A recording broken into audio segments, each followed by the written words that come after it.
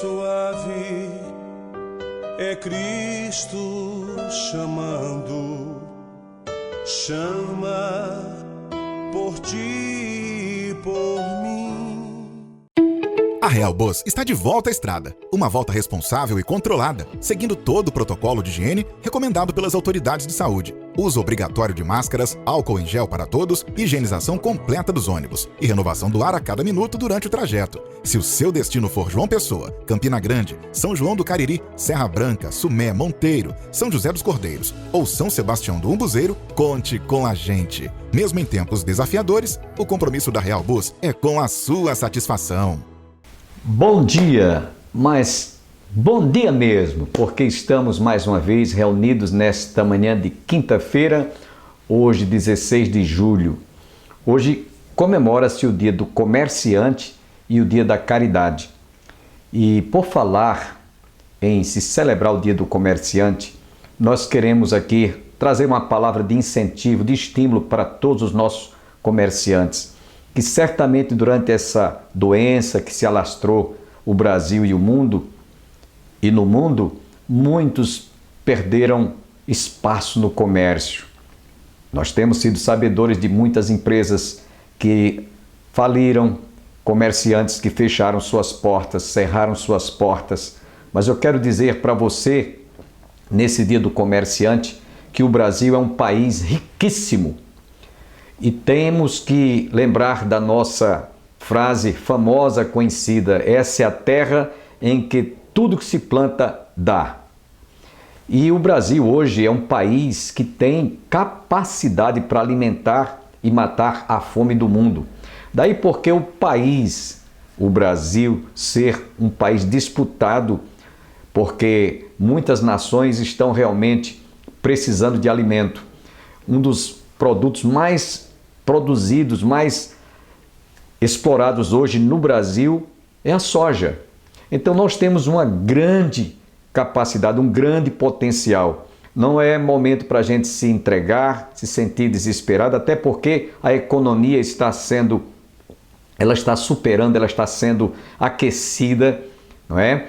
O que nós temos visto nesses dias é o mercado, a Bolsa de Mercadoria de Valores também tendo uma subida, a poupança também subindo. Tudo isso são respostas que o Brasil está dando ao mundo, que nós realmente temos como vencer essa crise. Então o momento é difícil, obviamente, mas não quer dizer que tudo está perdido, não é? Vamos superar sim. O povo brasileiro é um povo otimista, é um povo que realmente tem garra para a gente superar toda essa situação e todas essas crises pelas quais estamos passando. Então quero estimular aqui aos comerciantes: levante a cabeça e vamos em frente, porque o Brasil realmente é um país riquíssimo.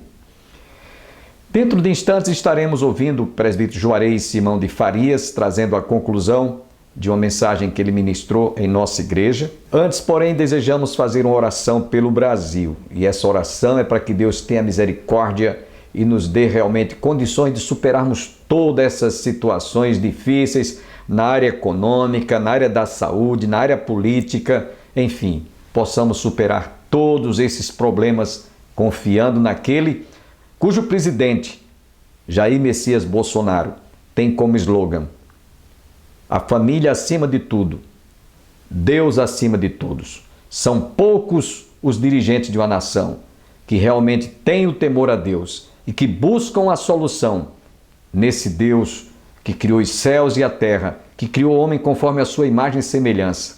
Portanto, vamos orar. Pai, te louvamos agradecidos por esta manhã, quando nós estamos outra vez reunidos para ministrar a tua palavra. Que tu se digne de abençoar, em especial, todos os comerciantes, aqueles que realmente estão enfrentando dificuldades, mas que eles possam ver no horizonte da fé que o Senhor pode e quer realmente, nesse novo normal, abençoar a nossa nação. Abençoa os comerciantes, os empregados que foram desempregados, para que eles não se sintam vencidos, não se sintam derrotados, mas que levantemos a nossa cabeça, a nossa fé esteja voltada para o Deus que tudo pode, Abençoe, portanto, a nossa nação, abençoe o presidente, abençoe, ó Deus, este país tão rico e que pode realmente superar essa crise ao ponto de ter capacidade de alimentar o mundo. Aqui é um verdadeiro celeiro, porquanto nós te rogamos e pedimos-te a tua bênção sobre a nação e sobre o nosso povo brasileiro e sobre tudo, sobre o presidente da República. É o que nós te pedimos mais uma vez e te rogamos agradecidos todas estas bênçãos em nome de Jesus. Amém. Fiquemos com o presbítero Juarez trazendo a conclusão desta importante mensagem que iniciou ontem.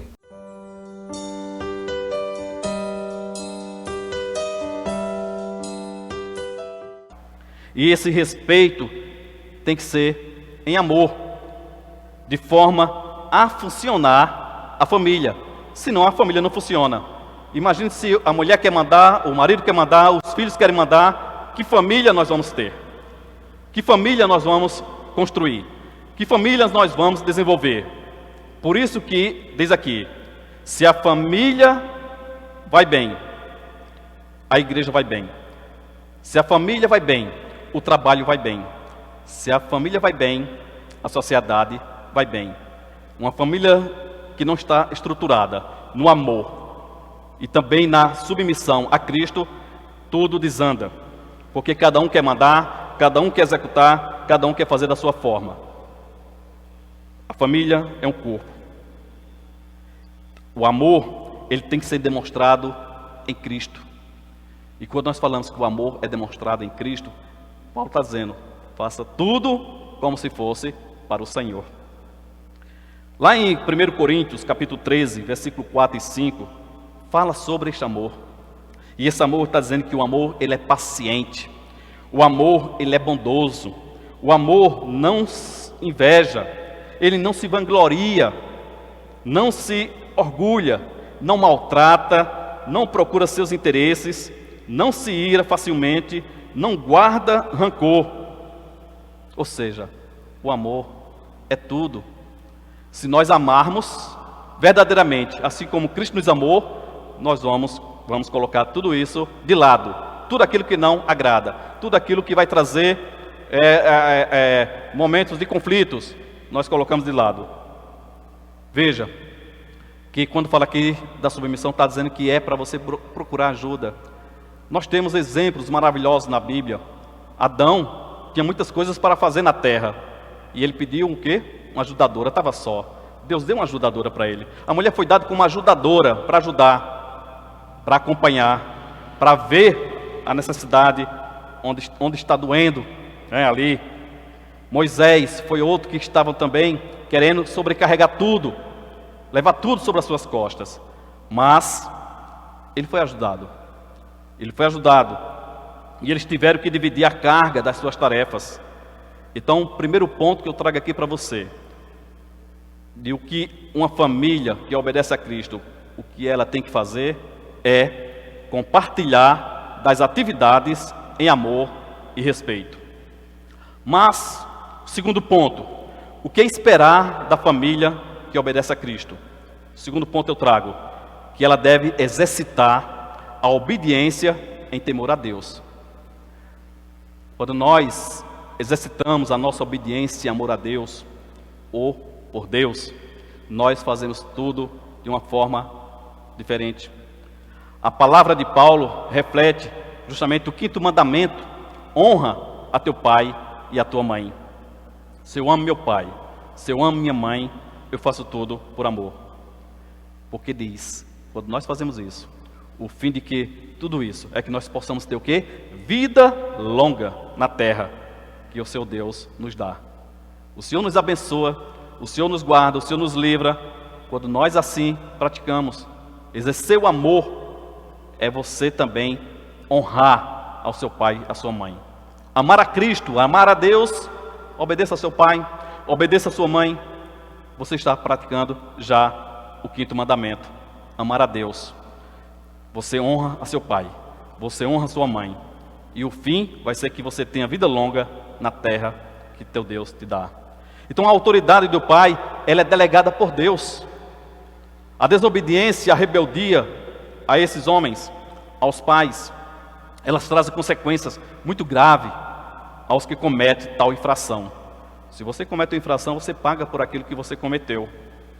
Mesmo assim, é na família. Se um filho não obedece o pai, não honra o pai, ele vai pagar pela infração que ele está cometendo. Se não obedece aos pais que estão dentro da sua casa, como é que você vai obedecer ao seu patrão?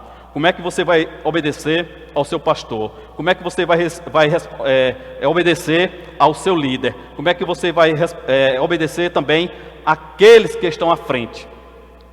Então a obediência, a desobediência traz consequências gravíssimas. Lá em 2 Timóteo, capítulo 3, versículo de 1 a 5, diz o seguinte: mas vocês precisam saber disto. Nos últimos dias sobrevirão tempos difíceis, pois os seres humanos serão egoístas, avarentos, orgulhosos, arrogantes, blasfemadores, desobedientes aos pais, ingratos, ímpios, sem afeição natural, implacáveis, caluniadores, sem domínio de si, cruéis, inimigos do bem, traidores, atrevidos, convencidos, mais amigos dos prazeres do que amigos de Deus, tendo forma de piedade, mas negando o poder dela. Fique longe também destes. Veja as consequências daquele que não honra, daquele que não obedece. E nós vivemos num mundo hoje que é um caos. As pessoas não obedecem aos seus patrões. As pessoas entram numa empresa e elas querem ser o dono da empresa. Querem fazer seu horário, querem chegar a hora que querem. Não querem obedecer às regras, às normas. É difícil. Mas por quê? Qual foi a formação que essa pessoa teve? Em que lar essa pessoa foi instruída? Alguém já disse que a força de uma nação, ela se deriva da integridade dos seus lares. Se o lar está bem, a nação vai bem. Mas pense, quando um lar é desajustado, vejam o que acontece. São filhos que não obedecem o pai, não obedecem à lei, não obedecem às normas, são ingratos, são caluniadores e ficam vivendo uma vida desordenada. Mas também Paulo fala aqui para os pais: pais, não irritem seus filhos. Os pais, eles não devem irritar seus filhos. E o que é não irritar seus filhos? É viver o que se fala e se pratica. Porque muitas vezes os pais falam uma coisa e praticam outra, e com isso vai trazendo irritação aos filhos. Irritação de que forma? Como é que pai pede uma coisa e não faz aquilo que está pedindo? Vai trazer desavença, vai trazer contenda. Ou seja, o que você fala não tem nada a ver no contexto das suas práticas. Então você tem que ser coerente naquilo que você fala, naquilo que você diz, nas cobranças que você faz aos seus filhos. Paulo está dizendo, não irrite. E muita gente pensa que irritar o filho é você ficar aperreando o seu filho, botando um canto para outro, fazendo coisas lá para irritar ele. Não é isso, a irritação está dizendo, é pelas suas atitudes, pelas suas palavras. Você irrita seu filho. Viver o que se fala, viver o que pratica, ser coerente nas cobranças, traz um alívio, traz complacência, traz comunhão, traz união. Então você tem que ter regras justas para os seus filhos. Tem coisa pior do que você ter uma regra. Os pais que estão em casa, agora, podem até me responder isto, na sua mente. Os pais que estão em casa, você pode ver que você tem 2, 3 filhos. Se você cria regras e você não pratica as regras para ambos, você vai trazer desavença, você vai trazer irritação. Então a regra que você cria na sua casa, ela tem que ser colocada em prática para ambos, ou para todos os filhos que você tenha. Se você protege um, se você tem um apreço por um e despreza o outro, você vai trazer irritação, você vai trazer contenda, você vai trazer uma má instrução para o seu filho. Ou seja, diz uma coisa, pratica outra. Ama um e odeia o outro. Paulo está dizendo, não irrite seus filhos.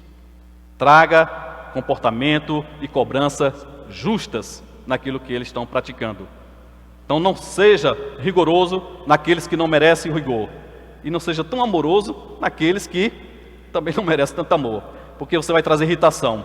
Algum filho vai dizer, mas como é que pode que fulano faz isso, aquilo, aquilo outro, e pai fica ainda paparicando ele. Mãe fica ainda passando a mão na cabeça. Aí o outro começa o quê? Fazer as coisas erradas também. Então não irrite seu filho nos seus comportamentos e nas suas condutas. Queridos, os pais, ele deve ter essas regras justas, exercitar a comunicação e ser claro e objetivo naquilo que ele quer. Ele não deve ser o quê? Imparcial ou parcial. Ele deve ser imparcial. Quando ele toma parcialidade, quando ele toma um tratamento, né, de tomar algum partido de um filho ou de uma filha, ele traz irritação. E esse ensino que Paulo está dizendo aqui vai trazer justamente para a sociedade, para o nosso trabalho, para a nossa igreja, a mesma coisa.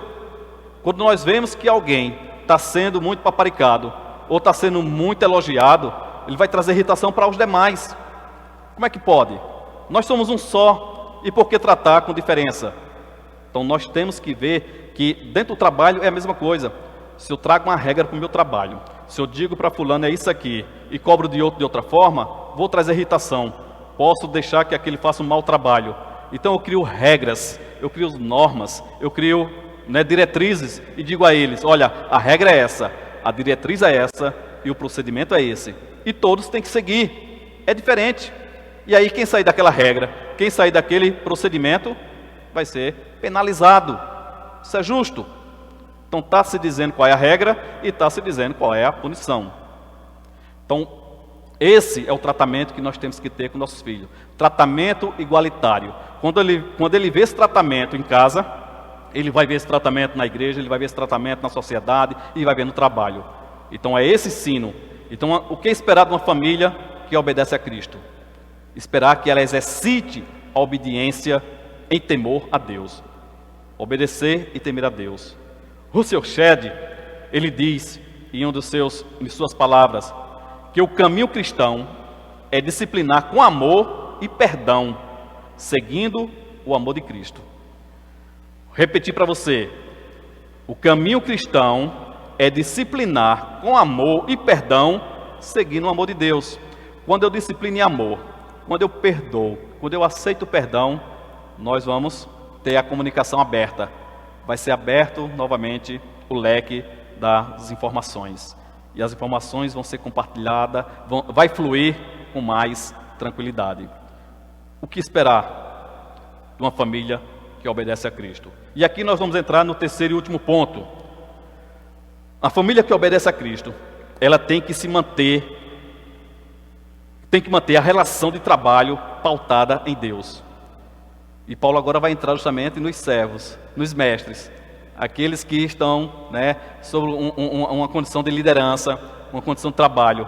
Então a família que obedece a Deus, ela se mantém numa relação de trabalho pautada em Deus. Ou seja, tudo que ela faz é como se fosse para Deus. Ela não está fazendo aquilo ali, o patrão não está aqui, eu vou fazer isso. O patrão não está aqui, eu vou fazer aquilo. De vez em quando, né, a gente que somos patrões, que já fomos patrões, quem é patrão, sabe disso, né? Que quando você dá as costas, alguém, né, faz as coisas diferentes daquilo que é para fazer. Mas tem aqueles que mesmo na ausência dos seus patrões, está fazendo as coisas como se fosse para Deus, porque ele olha para cima. O patrão não está de lado, o patrão não está do outro lado, o patrão não está atrás, o patrão não está na frente, mas Deus está vendo todas as suas atitudes. Então, sem dúvida, nós temos aqui justamente, talvez Paulo aqui, ele associou esse momento de mestre, de patrão, empregado, de senhor e servo, ao caso de Onésimo e Filemon, que revela aqui que o servo Onésimo tinha como chefe, ou como mestre, ou como senhor, o Filemon. E revela aqui a declaração dada naquele momento. Justamente desse versículo 22 do capítulo 3 ao capítulo 1 do versículo 4, é tratando dos servos e seus mestres. E essa afinidade entre servos e senhores, nós podemos ver aqui que existe Paulo ele traz aqui, enfatizando haver uma relação entre esses homens, como se eles tivessem vindo em pé de igualdade. Olha, vocês estão servindo a Deus. Aquele que é servo, se ele aceita Cristo, ele passa a ser livre. E aquele que é livre, quando aceita Cristo, passa a ser escravo de Cristo. Ou seja, ele está falando para o patrão e está falando para o escravo. O escravo ficou livre, o patrão ficou escravo. Mas escravo de quem? De Cristo. Não é que ele ficou escravo do servo, não é que ele ficou escravo, né, de alguém. Escravo de todos, tanto o servo como o Senhor são escravos de Cristo. O pastor, os membros, nós congregados, todos que estão, nós somos escravos de Cristo. Porque Cristo foi quem nos resgatou. Ninguém nos resgatou. Não foi homem que nos resgatou, foi Cristo que nos resgatou.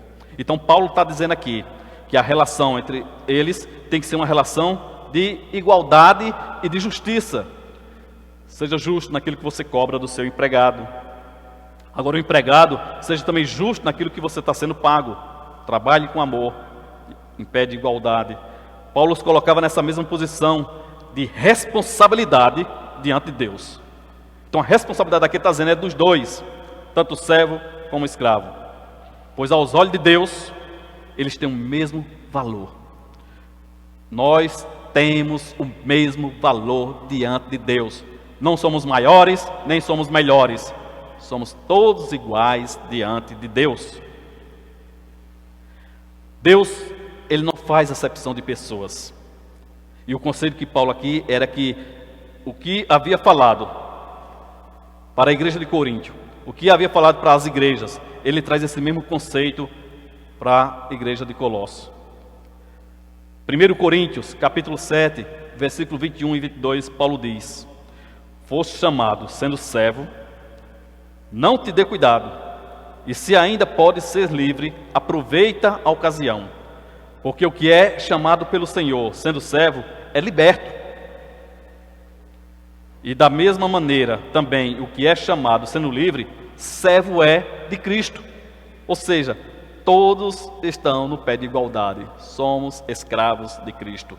Os servos precisam ter o espírito de serviço, obediência e fidelidade. E também de sinceridade. Seja sincero no trabalho que você executa. Seja fiel naquilo que você está praticando. Seja obediente às normas e às regras daquele que o contratou. Então, trabalhar criteriosamente, lembrando que tudo que você faz é feito para o Senhor. É isso que Paulo traz aqui nesses versos 22 ao verso 25, e o 4 e o verso 1, capítulo 4, verso 1. Todo trabalho, ele é digno, se o fizermos de forma honesta, pois a recompensa vem do Senhor pelo trabalho bem feito. Está aqui o versículo 25. A recompensa é de Deus. É Deus que nos recompensa. Nós, como cristãos, onde quer que você esteja, eu esteja, nós temos que ser um modelo de exemplo da sua empresa. Se você não é modelo de exemplo na sua empresa, se você não é modelo de exemplo na sua sociedade, se você não é modelo de exemplo na sua casa, você deixa tudo a perder, você bota tudo a perder. E não adianta você dizer que é cristão, não adianta você dizer que ama Cristo, que você é crente, que está numa igreja. Estar numa igreja, ser crente, dizer que é, e se não pratica com amor, não está nada bem. O dever dos senhores era de tratar com equidade, com igualdade, sem exploração, porque aquilo desagradava quem? A Deus. Quando nós exploramos alguém, quando nós somos injustos com alguém, nós estamos desagradando a Deus. Quando você explora seu funcionário, quando você o trata como escravo, quando você coloca sobrecarga de serviço sobre ele, enquanto os demais não trabalham da mesma forma, você está sendo submisso, você não está praticando o amor em pé de igualdade. Então, tratar com equidade é não explorar, é agradar a Deus, é você trazer um alívio social para aquele que ali trabalha. E aí o senhorio de Cristo, ele aflora. Salmos 111, versículo 10, diz o seguinte: o temor do Senhor é o princípio da sabedoria. Todos os que cumprem os seus preceitos revelam bom senso. ele será louvado para sempre. O temor do Senhor, ele é o princípio da sabedoria. Quando nós tememos a Deus, nós sabemos cobrar as pessoas. Quando há um temor de Deus em nosso coração, nós vamos saber liderar, nós vamos saber cobrar, nós vamos saber colocar a carga correta sobre aqueles que assim trabalham, sobre aqueles que assim dispõem para a obra, sobre aqueles que estão dispostos a exercer a sua mão de obra. A busca pela sabedoria começa com o temor do Senhor. Ou seja, a vida moral começa com reverência e humildade diante do Criador, diante do Redentor. Pelo caminho da sabedoria e da justiça, nós temos amor a Cristo. E concluo o estudo dessa noite com o texto que nós vamos ler lá em Efésios, do capítulo 6, versículos 5 a 9, onde Paulo ele fala aqui justamente desse amor da família. Efésios, capítulo 6, versículo de 5 a 9, que diz o seguinte: quanto a vocês, servos, obedeçam a Deus, a seus senhores, aqui na terra, com temor e tremor, com sinceridade de coração, como a Cristo, não servindo apenas quando estão sendo vigiados, somente para agradar as pessoas, mas como servos de Cristo, fazendo de coração a vontade de Deus. Sirvam de boa vontade, como que estivesse trabalhando para o Senhor, e não para pessoas, sabendo que cada um, se fizer alguma coisa boa, receberá isso outra vez do Senhor, seja servo, seja livre. E vocês, senhores, façam o mesmo com os seus servos, deixando as ameaças, sabendo que o Senhor, tanto deles como de vocês, está nos céus, e que Ele não trata as pessoas com parcialidade. Ou seja, o amor de Deus não é parcial, o amor de Deus é imparcial, é para todos. Então, perante a lei, o escravo era um bem móvel, mas perante Deus, ele era algo comparado ao servo, ao mestre.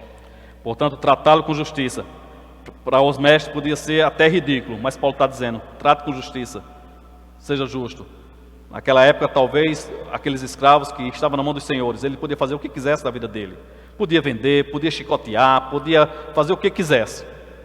Mas Paulo está dizendo ali, trate com equidade, seja amoroso. E contudo, esta é a questão real que nós colocamos aqui. O que esperar de uma família que obedece a Cristo? Esperar que ela exerça o amor, porque esse amor, ele tem que ser exercido em todos nós. E quem vai colocar este amor em nossos corações? Jesus é a solução para os teus problemas. Jesus é a solução para as boas relações. Jesus é a solução para a mudança de comportamento na minha e na sua vida. E Paulo pregava esse Cristo. Paulo pregava a Cristo, esse que muda todas as situações.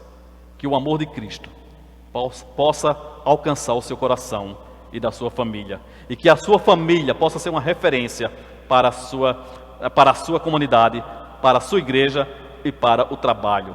Que Deus nos abençoe com a sua palavra, em nome de Jesus. Espero que você, telespectador, tenha sido fortalecido, alimentado o seu coração e, sobretudo, possa dizer realmente, o Senhor cuida de nós. Ele cuida do seu povo, Ele cuida da sua igreja, Ele cuida da nação. E nós vamos encerrar o nosso programa ouvindo o conjunto coral Sarah Calley, da Igreja do Calvário. Um forte aperto de mão virtual ou um abraço virtual. E até o nosso próximo programa, se Deus quiser.